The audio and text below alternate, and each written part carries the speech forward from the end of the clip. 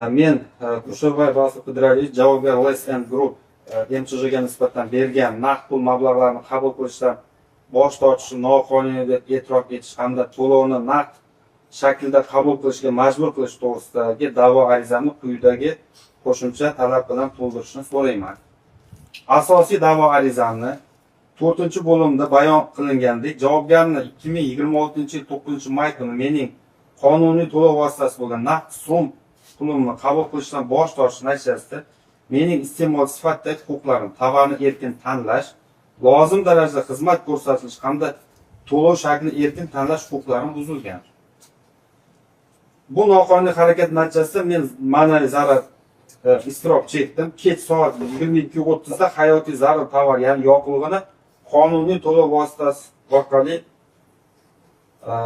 olgan bo'lsam-da, o'z huquqlarimni himoya qilish maqsadida huquq muhofaza qilish organlariga 102 ga murojaat qilishga, keyinchalik bu buzilgan huquqlarni tiklash uchun sudga murojaat qilishga majbur bo'ldim. Bu esa ortiqcha asab, vaqt va mehnat sarflashga, shuningdek huquqiy noqulaylikka sabab bo'ldi.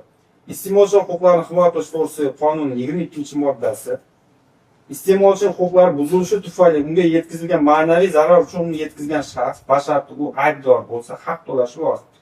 Ma'naviy zarar uchun to'lanadigan haq miqdorini sud belgilaydi.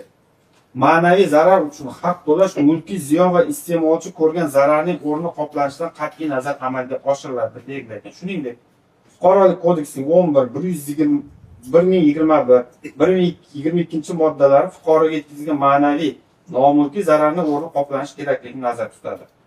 Javobgarning, meni fikrimga ko'ra, javobgarning aybi ochiq ko'rinib turibdi.